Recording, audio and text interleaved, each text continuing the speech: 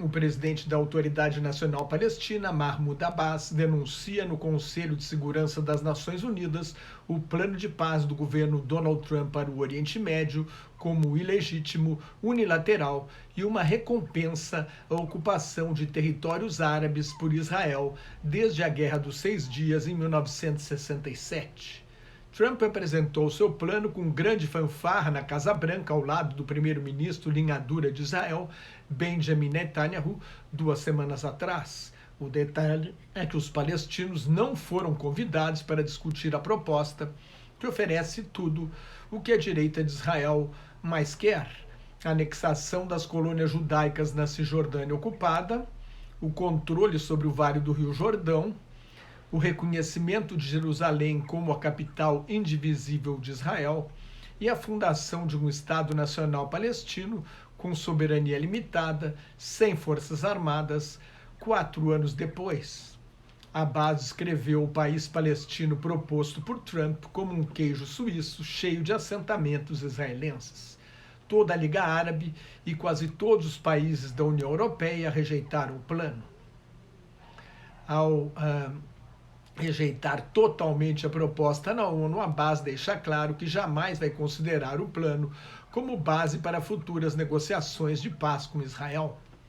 O governo Trump pede a Israel para só iniciar a anexação das colônias depois das eleições parlamentares israelenses de 3 de março. Réu em 3 processos por corrupção, Netanyahu tenta apresentar o plano como uma vitória pessoal. O presidente palestino protestou na ONU, afirmou que este é um plano americano-israelense para pôr fim à questão palestina.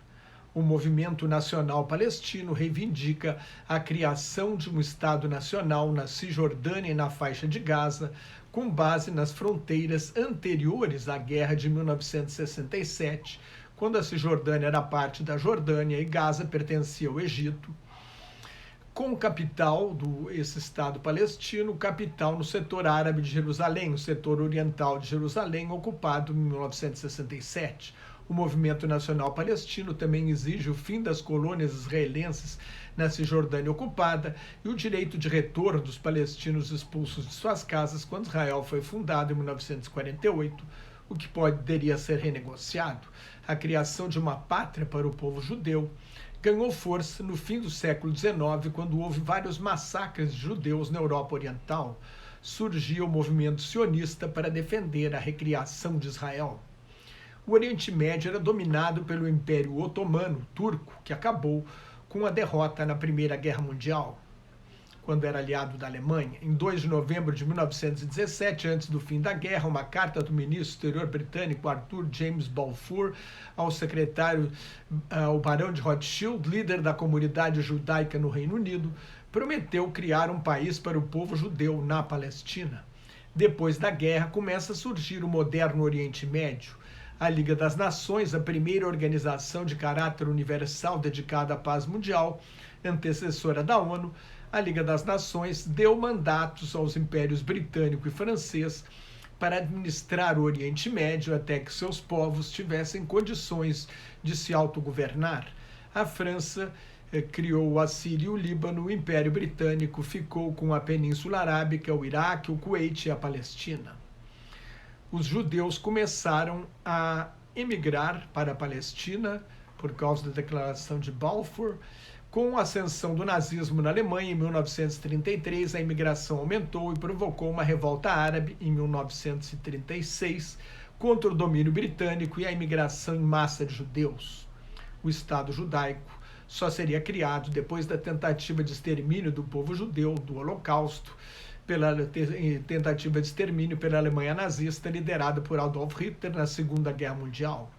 Em 1947, a ONU aprovou a divisão do território histórico da Palestina entre um Estado árabe e um Estado judaico. Quando Israel foi fundada, em 14 de maio de 1948, os vizinhos árabes não aceitaram a decisão da ONU e invadiram um novo país que conquistou sua primeira vitória militar nesta guerra sem fim. Houve outra guerra em 1956, quando o ditador egípcio Gamal Abdel Nasser nacionalizou o Canal de Suez. A França e o Reino Unido foram à guerra com o apoio de Israel. Os Estados Unidos cortaram, então, a ajuda do Fundo Monetário Internacional para sustentar o franco francês e a libra esterlina, para garantir a situação financeira da França e do Reino Unido, que ainda se recuperavam da Segunda Guerra Mundial. A Guerra do Suez acabou, foi um duro golpe aos impérios europeus. Em 1967, quando Nasser ameaçou fechar o Estreito de Tirã, a Força Aérea de Israel saiu na frente e bombardeou as aviações árabes no solo, garantindo uma superioridade aérea que levou à vitória em apenas 6 dias. Israel ocupou a Cisjordânia, a faixa de Gaza, a península do Sinai, que pertencia ao Egito, e as colinas de Golã, que pertenciam à Síria. Esta é a guerra que não acabou até hoje. Em 1973, a maior empreitada militar árabe da Era Moderna tentou retomar os territórios ocupados, chegou a dominar o Sinai, mas os Estados Unidos fizeram a maior ponte aérea militar da história, entregaram mais de 22 mil toneladas de equipamento militar a Israel no campo de batalha, o dobro do que a União Soviética conseguiu fazer. Quando Israel cercou o terceiro exército do Egito no Sinai, a União Soviética ameaçou iniciar uma guerra nuclear. Entrou em prontidão nuclear. Os árabes foram derrotados e fizeram embargo à venda de petróleo, que levou à primeira crise do petróleo. 4 anos depois, em 1977, o presidente egípcio Anwar Sadat abandonou a União Soviética e se aliou aos Estados Unidos para fazer a paz com Israel e recuperar o Sinai. Há um ditado no mundo árabe que diz que não há guerra contra Israel sem o Egito, nem paz sem a Síria. Por isso, essa situação, não há guerra, mas também não há paz. A Jordânia fez um acordo de paz com Israel em 94, na época em que os acordos de Oslo deram alguma esperança de solução para a questão palestina. Sem pátria e sem exército, o povo palestino sofre mais um golpe com o plano de Trump, que certamente não é a resposta para acabar com esta guerra sem fim.